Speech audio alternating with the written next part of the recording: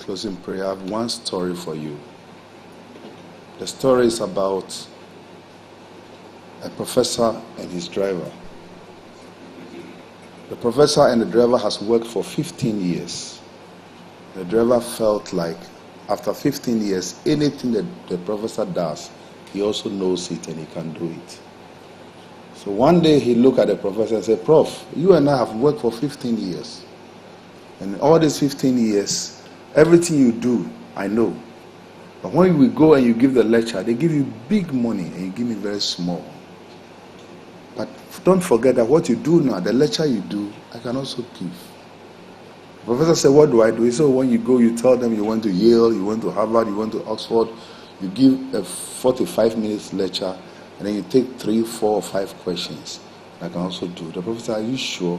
Tomorrow I'm going to give a lecture." I said, "Give me the chance, and I will shock you." So the following day, they got to the place there, and as they got close to the lecture hall, the driver reminded the professor that, "Remember, we had a deal yesterday. Is the deal still on?" The professor, "Are you sure?" He said, "Yes. Give me the chance. Now you realize that even things you stopped saying, I can still remember." So the professor took off his tie and gave to the driver. And the driver also took off his hat and gave to the driver. Honorable Minister, the professor went to sit at the back of the auditorium, and this driver stood before the audience and gave an eloquent lecture. When he finished, people were clapping for him. But he didn't realize the guy has a saying, it was question time. So he asked, I'm taking 3 questions. Number 1, and somebody lifted up their hands. And the question they asked, in 15 years, it's not been a question like that. So I said, what a silly question. Even my driver at the back can give the answer. So the driver got up, thanked them, told them the merit, the demerit, psychoanalyzed the question, and gave a perfect answer. What a driver. Then he said, "I'm asking for a second question."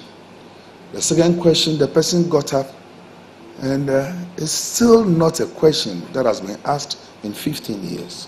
Wow, what a silly question. And you don't know this? Even my driver at the back can give the answer. He said, "I'm asking the last question, and I want an eloquent question, but a sensible question." Unfortunately for them, just like we have the group CEO who is a lady, the woman who hosted them was a lady professor. She got up to ask the last question. And the question she asked was a professor's question, from professor to a professor, not from a professor to a driver. So the professor's question was asked, and he looked at the woman's face and said, "Even you, is that the only question you can ask? Even my driver at the back there can give you the answer."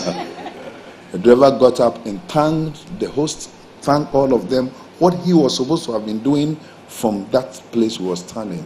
The driver did an eloquent job. And when they finished, the host, who was also a lady professor, came and collected a microphone from him and said that, "We brought a professor here to give us a lecture and to bring us solution. But you give us a lecture, but you didn't have solution. Rather, it was your driver at the back who had a solution. So all the money we have for you, we'll give to the driver." In conclusion, as a pastor, I want to say, let us learn from those who have gone ahead of us. Let TV3 not be too excited about the achievement. But remember that those who have gone ahead of you, learn from them, and you will have a better future. Shall we stand on our feet?